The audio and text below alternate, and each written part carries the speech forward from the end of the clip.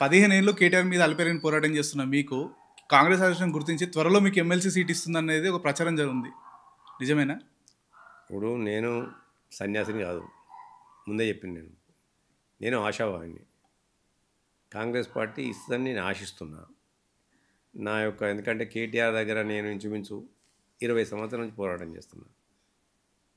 Party క్యాడర్ని కాపాడుకోవాలన్నా, ఒక లీడర్ని కాపాడుకోవాలన్నా, ఏ party అయినా అటువంటి పనులు చేస్తుంది. లీడర్ని కాపాడుకోవాలి, క్యాడర్ని కాపాడుకోవాలి. ఎందుకంటే ఆయన ముఖ్యమంత్రి తర్వాత కాబోయే ముఖ్యమంత్రిగా ప్రచారం జరుగుతున్న వ్యక్తి. కాబట్టి పార్టీ అధిష్టానం తగిన సమయంలో తగిన నిర్ణయం తీసుకుంటుందని చెప్పి నేను కూడా భావిస్తున్నా. కానీ పార్టీకి ఉండే ఇబ్బందులు పార్టీకి ఉండొచ్చు. నేనైతే రావాలని కోరుకుంటున్నా. మా కాన్స్టిట్యున్సీ ప్రజలు కూడా కోరుకుంటున్నారు. సరే, భవిష్యత్తు ఎట్లుంటుంది, ఎవరి అదృష్టం ఎట్లుంటుంది అనేది అది తర్వాత వేచి చూడాలి. ఇప్పుడు ఎన్నికల సమయంలో మీరు అనేక హామీలు ఇచ్చారు. అవన్నీ హామీలను అమలు అవుతున్నాయా? అమలు అవుతాయా? ఇప్పుడు ఒక్క మాట చెప్తున్నాండి, అనేకమైన పార్టీలు అనేకమైన హామీలు ఇచ్చారు. ఈ భారతదేశంలో ఎప్పుడైతే హామీల పర్వాలు మొదలైనయో, బేసిక్గా అడ్మినిస్ట్రేషన్ పక్కన పెట్టి గెలుపే పరమావధిగా రాజకీయ పార్టీలు అనేకమైన హామీలు ఇచ్చుకుంటూ వచ్చినాయో, ఆ హామీలల్లో పూర్వకాలంలో కొన్ని హామీలు లేవు.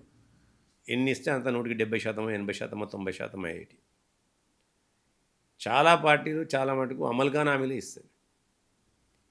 కేసీఆర్ గారు ఇచ్చిన అనేకమైన హామీలు, బీజేపీ ఇచ్చింది అనేకమైన హామీలు, ఈరోజు కాంగ్రెస్ పార్టీ కూడా హామీలు ఇచ్చింది. ప్రజలు హామీల వర్షాలనే నమ్ముతారు. ముందర నాకేమొస్తుంది, ఈ దేశాన్ని, ఈ రాష్ట్రాన్ని నేను ఏ విధంగా ఒక మంచి పునాదుల మీద నిలబెట్టగలుగుతానని ఆలోచిస్తలేరు. నాకేమొస్తుందనేది ఆలోచిస్తాను. కాబట్టి ఏదైతే హామీలు తెలంగాణ ప్రజల దృష్టిలో పెట్టుకొని కాంగ్రెస్ పార్టీ 6 గ్యారెంటీలు ఇచ్చిందో, ఆ 6 గ్యారెంటీలలో ఇంతవరకు కూడా ఏ ప్రభుత్వం చేయలేదు. గత ప్రభుత్వం బీఆర్ఎస్ ప్రభుత్వాన్ని పోల్చుకోండి మీరు. మా ఇంటికో ఉద్యోగం అన్నారు, డబుల్ బెడ్రూమ్ ఇల్లు అన్నారు, అల్లుడో తేడా వండుకోవాలన్నారు, కోన్నెడకు అమ్మాలన్నారు, దుడ్డనీడ కట్టేయాలన్నారు, దళితునికి 3 ఎకరాల భూమి అన్నాడు. నేను ఇందుకే పుట్టినో నా జన్మ సార్థకమైందేమో, రైతులందరూ కూడా నేను ఉచితంగా యూరియా ఇస్తా అన్నాడు, లీటర్కి 4 రూపాయల పాల ధర పెంచినా అన్నాడు. ఆయన చెప్పింది చూసుకుంటూ పోతే శాంతారంత ఉండే.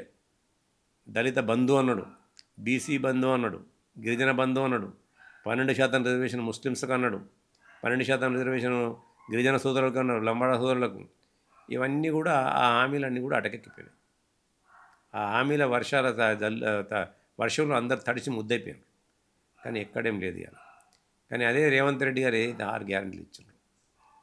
7 లక్షల కోట్ల అప్పులో ఈ రాష్ట్రాన్ని నెట్టినప్పటికి కూడా, దినదిన గండంగా ఆర్థిక వ్యవస్థ ఉన్నప్పటికి కూడా, ఒక విజనీయ నాయకుడిగా, ఒక దమ్మున్న నాయకుడిగా, సరే మీడియా ఏ ప్రచారం అది చేస్తుంది, ప్రతిపక్షాలు ఏ ప్రచారం చేయడం చేస్తాయి, ఏదేమైనా కూడా మొక్కవోని దీక్షతో గుండె చెదరకుండా అనేకమైన ఇబ్బందులకు గురవుతున్నప్పటికి కూడా ఇలా ఇచ్చిన హామీలలో ఏ హామీని నెరవేర్చలేదు ఆయన?